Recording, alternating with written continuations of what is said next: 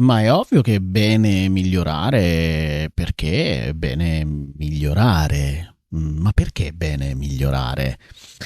Io penso che non sia poi così scontato, dato che anche se tutti pensano che è bene migliorare, non è che proprio vedo tutto sto impegno nel miglioramento.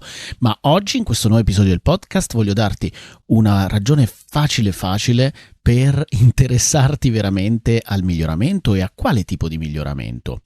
Partendo dalla lamentela numero 1 che tutti condividiamo. Benissimo, iniziamo con questo nuovo episodio del podcast Comfort Zone. Immagina un mondo dove la crescita personale non richiede salti nel vuoto, dove il vero progresso avviene all'interno della tua zona di comfort, dove vivere appieno non significa correre senza sosta sulla ruota del criceto delle aspettative altrui. Se anche tu sogni questa realtà, sei nel posto giusto. Ti do il benvenuto in Comfort Zone, il podcast del dottor Emilio Gerboni. Buon ascolto. Comfort zone. Comfort zone. Comfort zone.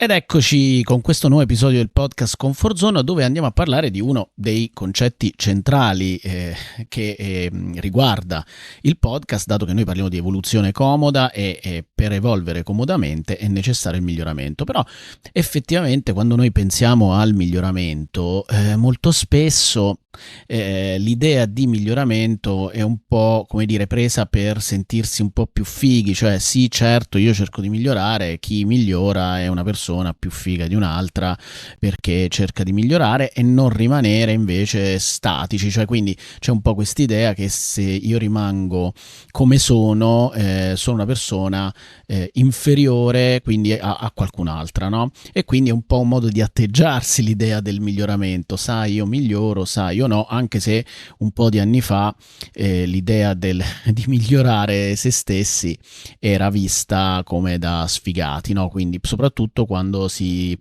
va a rivedere tutta l'area dell'aiuto, del self-help, come si suol dire, no? Anche perché la parola aiuto richiama appunto qualche persona difettosa, no? Deficitaria di qualcosa da fare. E tra l'altro proprio questo è uno dei punti, cioè che il miglioramento andato a declinare nell'idea di essere deficitari, cioè partire da una condizione di mancanza, di avere qualcosa da colmare, di avere un aspetto da sistemare di sé, è un altro degli aspetti problematici che fa, come dire, attivare le persone per non sentirsi da meno, per sentirsi ok e per andare a diventare diverse da quello che sono, perché come sono è sbagliato e non va bene. E questa è un'altra idea abbastanza pericolosa nell'approcciarsi al desiderio, alla volontà di voler migliorare se stessi, no? Una base motivazionale abbastanza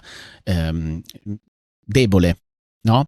Quindi invece io ti voglio far partire da una base molto meno orientata allo status personale, molto meno orientata all'idea di primeggiare o di avere una supremazia sulle altre persone, ma una modalità molto più pragmatica, cioè di migliorare, cioè la necessità di migliorare, non tanto quanto un'azione che persone senza volontà vanno a fare e tu che c'hai la volontà lo dimostri cercando di migliorare, ma quando noi partiamo dalla necessità e ci rendiamo conto che qualcosa è necessario, non c'è più bisogno di volontà per agire, perché semplicemente lo facciamo in quanto è una cosa che va fatta, e questo chiaramente va sentito profondamente, però ci vogliono le giuste ragioni, i giusti presupposti per poter muoversi in questo modo, altrimenti rimaniamo in stallo anche con le migliori intenzioni e con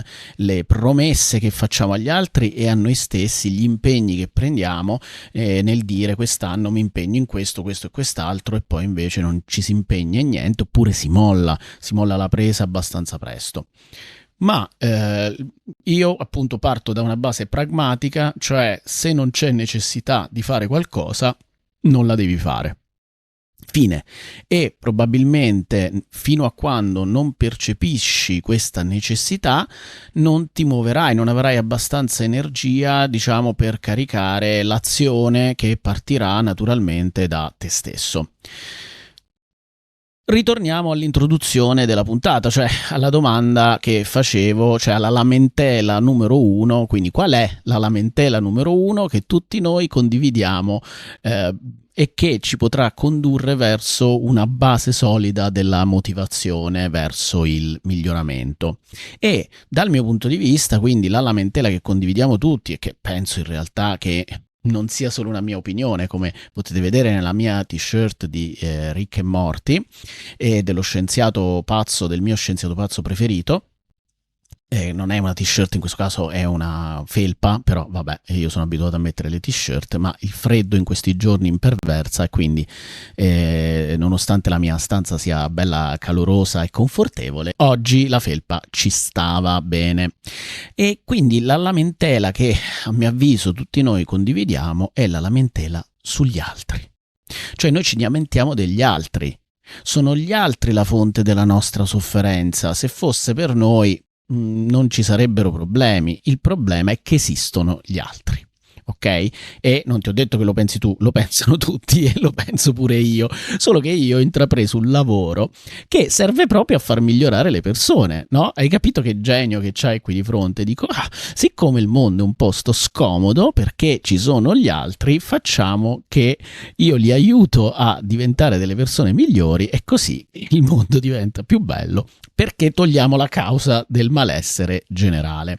Ora, chiaramente capirai un po' di ironia in quello che sto dicendo, però uno dei punti fondamentali è quello che gli altri siamo noi. Cioè, se tutti sono gli altri, chi sono sti altri se non noi stessi dal punto di vista dell'altro? Spero di non averti intrecciato troppo i neuroni. Quindi, se tu desideri veramente ardentemente che gli altri cambino, riconosci che tu sei un altro e quindi puoi partire da una base di controllo maggiore, perché puoi prendere dalla testa un altro che non ti può scappare da sotto mano e quindi indirizzarlo verso il miglioramento. E questo miglioramento è quello di essere una persona di cui gli altri non si lamentano. Questa è la direzione.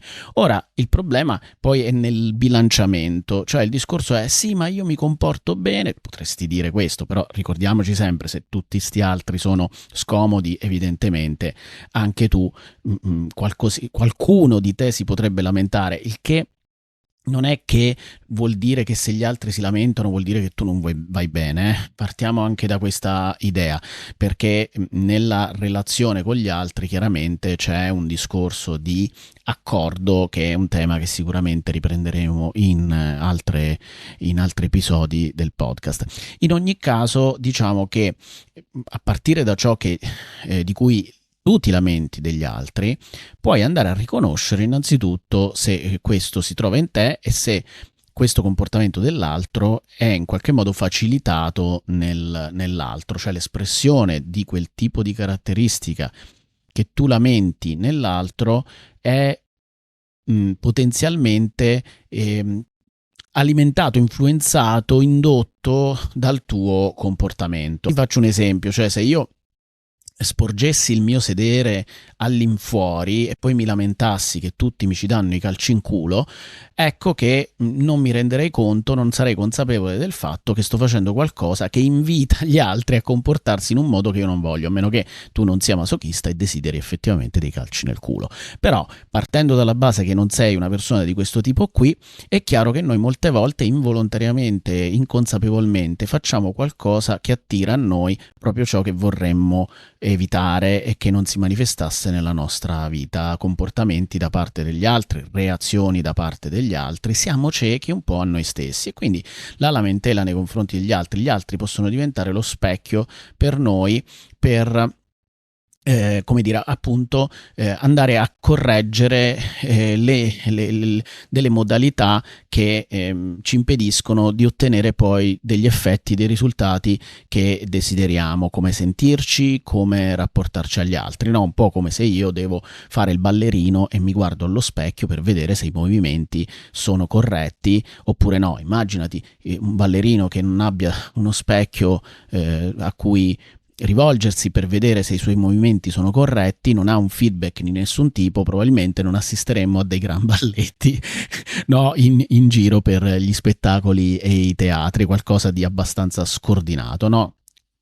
Penso che hai presente che l'immagine delle scuole di danza che sono tutte specchiate, c'è la sbarra dove ci si può appoggiare. Io ho frequentato tantissimi anni le scuole di danza classica, ovviamente sto scherzando, e comunque però ho seguito diverse ballerine, quindi questo sicuramente mi permette di dire che conosco anche il mondo, ma non ci sarebbe bisogno perché insomma, è il luogo comune, anche perché io spesso faccio delle metafore con gli sport che meno pratico, tipo lo sci, che non so sciare, però mi viene ogni tanto qualche metafora con lo sci. Vabbè, comunque, finita la mia solita divagazione, dicevamo che gli altri sono un ottimo specchio per andare a modulare, perché ci possono far rendere conto, in base alle loro risposte, di come noi ci stiamo ponendo nei loro confronti e anche di andare a riscontrare se effettivamente, prima di tutto, anche noi, che siamo gli altri per gli altri, abbiamo un certo tipo di comportamento e atteggiamento. Questo non significa che se io mi comporto correttamente, gli altri mi risponderanno e mi tratteranno in maniera altrettanto corretta. E questo è importante da definire, perché in realtà appunto saper calibrare le nostre risposte nella relazione con gli altri è qualcosa che esula dal comportamento giusto, sbagliato, virtuoso o moralmente elevato, ma dipende dalla situazione, dal contesto in cui stiamo vivendo. Perché se io sono con uno squalo e penso che essere gentile con uno squalo gli farà passare la voglia di mangiarmi il braccio e anzi di darmi un passaggio sulla riva in groppa allo squalo, ecco che sto avendo una errata percezione della realtà.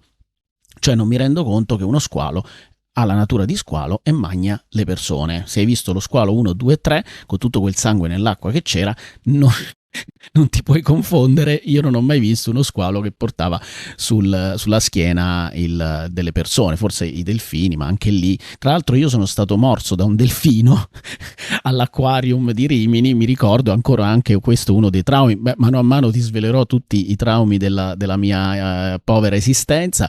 Ero abbastanza giovane, forse facevo le medie, insomma vado a vedere lo spettacolo all'Acquafan, mi pare, dei delfini.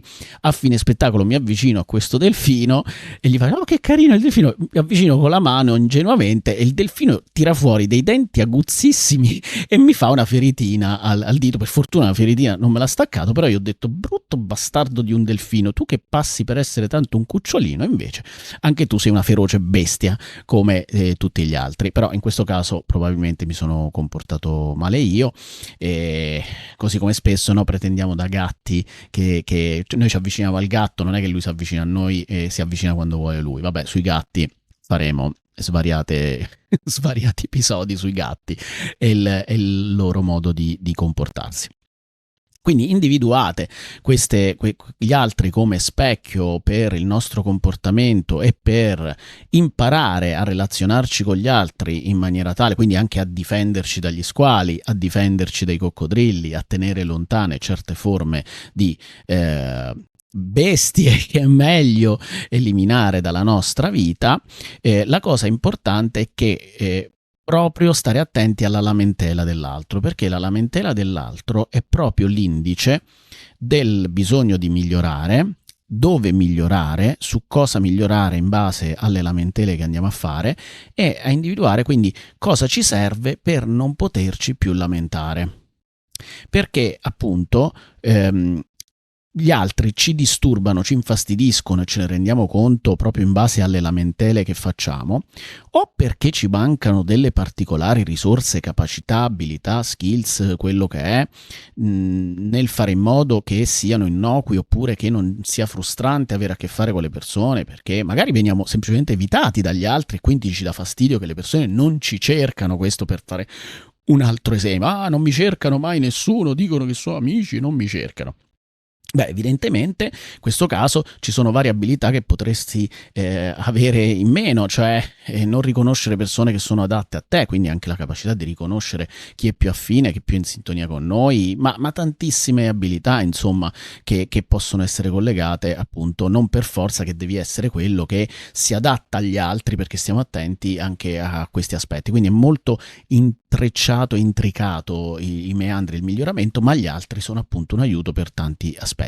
Dall'altra noi potremmo anche avere le risorse, quindi avere le abilità per poter evitare dei comportamenti sgradevoli, dei comportamenti che non ci piacciono, delle risposte dagli altri che non ci piacciono, però siamo invalidati nel poter utilizzare le nostre abilità, risorse e caratteristiche. Questo spesso capita con i familiari. Infatti, per farti un esempio, giusto per capire di cosa sto parlando, se sei un genitore, magari ti fa intenerire eccessivamente dal tuo figlio, da tua figlia, che ti fanno gli occhietti dolci, e quindi gli elargisci cose che non dovresti elargire, per cui li vizi, diciamo così. Questo potrebbe essere un esempio. Oppure gliela fai passare su qualche cosa, su qualche comportamento scorretto, come per esempio averti scritto tanti auguri di compleanno con la chiave sulla portiera della macchina. Magari adesso ti metto la foto del meme in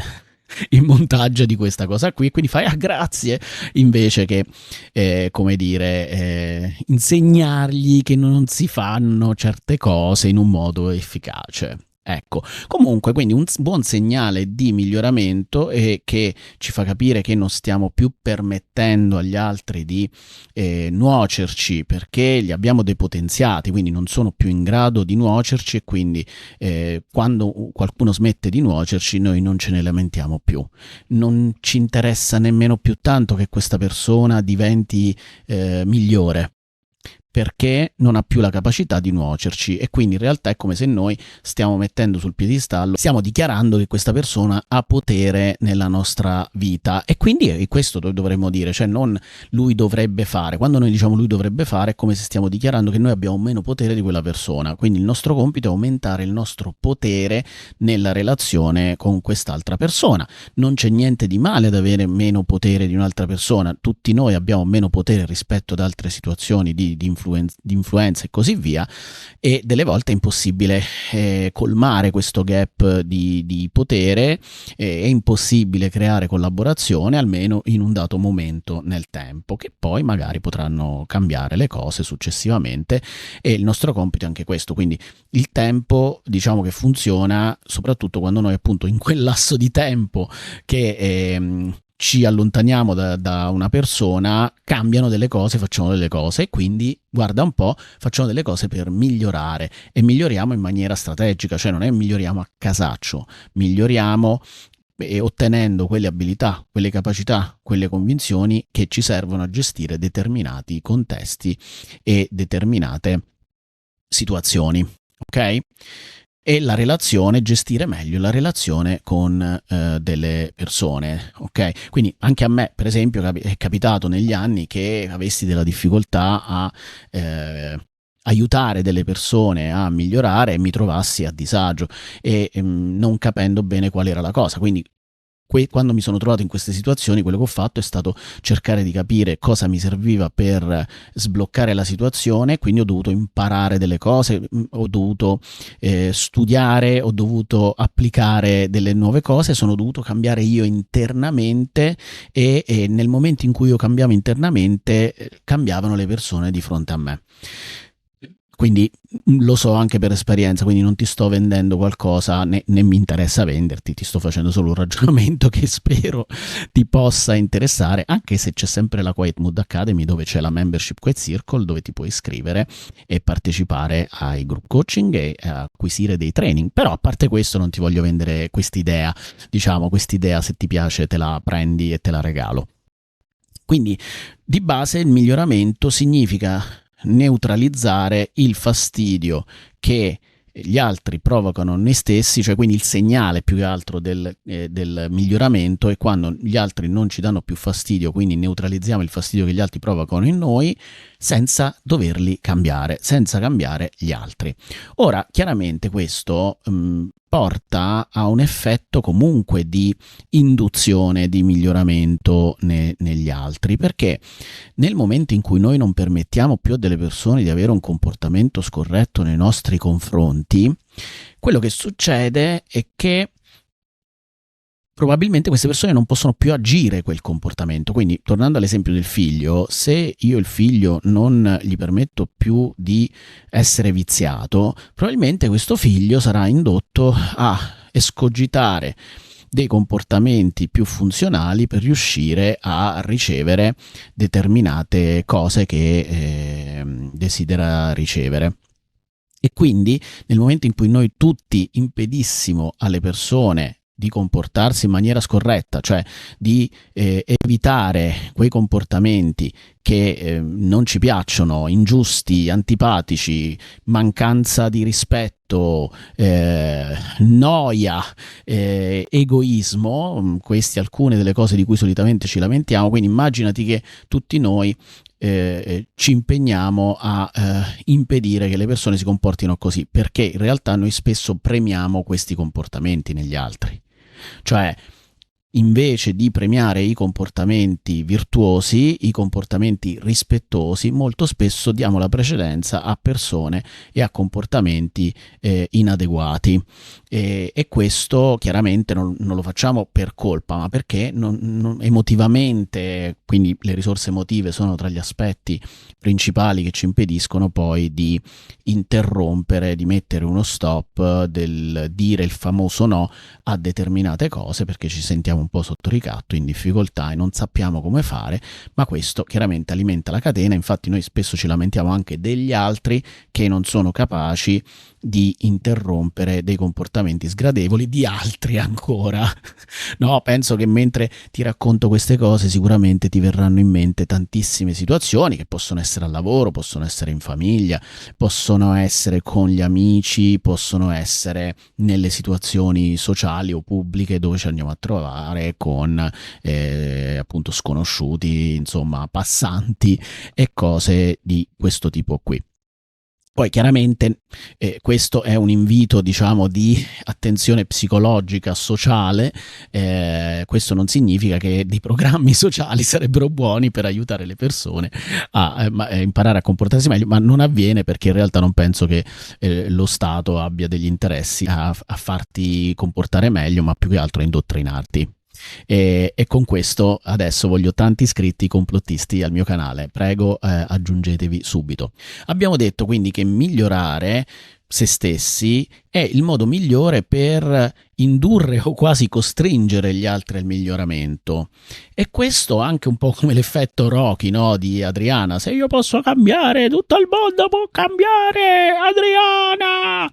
No, quindi a parte questa battuta di Rocky, noi abbiamo bisogno di esempi e modelli che siano qualcosa di appetibile, che siano degli esempi vincenti, anche se non mi piace la parola vincente, però degli esempi di persone che adottando comportamenti virtuosi, adottando delle convinzioni costruttive e riescono ad ottenere dei risultati importanti, che poi noi dovremmo anche premiare queste persone, perché non è che poi finiamo per premiare quelli, come diciamo prima, che invece ci calpestano perché li temiamo, perché abbiamo paura. Quindi impariamo anche a riconoscere chi noi premiamo e diamo importanza, a quali tipo di modelli stiamo dando importanza. E quindi se noi abbiamo un modello di virtuoso uguale vita di merda, è chiaro che non saremo molto propensi a seguire. Questo per i giovani è fondamentale, no? Perché se io vedo mio padre che si lamenta tutta la giornata del lavoro, che è stanco, che è affaticato, che è abbruttito, che urla, che strilla perché è esaurito e stressato, e fa un lavoro che gli fa schifo di un certo tipo e dice la vita è dura di qua e di là, forse non lo prenderò tanto come esempio e come modello della mia esistenza, e forse propenderò verso coloro che mi sembrano invece che facciano una vita un pochino più spensierata, più gioiosa, più allegra, senza i drammi, senza le tragedie che sembrano esserci nel focolare domestico. Chiaramente poi noi vediamo sempre il mondo esterno, non vediamo mai l'intimità, dove le cose spesso sono molto molto diverse. Comunque, migliorare, l'ultimo concetto che ti porto, oltre a quello di dire sì, la persona che vorresti avere a fianco a te, che vorresti incontrare come automodellizzazione di te stesso, migliorare non significa, non lo stiamo intendendo come essere migliori degli altri, ma bensì come una maturazione, maturare emotivamente, maturare in saggezza. La saggezza è l'elemento cardine della maturità e la vediamo in una serenità, in una pace, in una mente soddisfatta. Mi viene in mente la canzone la cover, anzi la versione in cover di Jeff Buckley, Satisfied Mind, che magari ti metto un pezzetto mentre andiamo. E quindi l'idea della maturità è quella di essere una persona matura, saggia e evoluta in questo senso, più che evoluta nel senso dell'avere, che più che altro è una conseguenza dell'essere, o almeno così dovrebbe essere, cioè l'avere più sano è quello che è la conseguenza dell'essere. Infatti molte volte le persone per miglioramento intendono un miglioramento materiale e cercano di capire come fare per ottenere questo cambiamento materiale, o basta delle volte acquistare un elemento materiale per sentirsi meglio perché si hanno oggetti status. Ecco, questo non è sicuramente il miglioramento che ti darà la reale soddisfazione, perché siamo esseri umani, siamo fatti in un certo modo e dovremmo sapere ormai che il consumismo non rende felici, ma si è felici e poi gli oggetti vengono ad aggiungere comodità pratica nella nostra vita. Quindi non sto dicendo che non sono importanti, ma per il benessere mentale emotivo sono l'ultima delle cose di cui abbiamo bisogno. Bene, quindi questo è tutto per questo episodio di Comfort Zone. Mi auguro che ti sia stato utile per farti alcune riflessioni, ma anche per farti qualche risata. Un saluto dal tuo scienziato pazzo preferito, e stay cushy not pushy, e al prossimo episodio. Ciao! Avete ascoltato Comfort Zone, il podcast del dottor Emilio Gerboni. Per accedere ai contenuti extra del podcast, registrati gratuitamente sul portale della Scuola di Evoluzione Comoda di Quiet Mood all'indirizzo www.quietmood.academy. Se vuoi iscriverci, puoi farlo all'indirizzo email info@quietmood.it. Ti aspettiamo al prossimo episodio. Stay cushy, not pushy.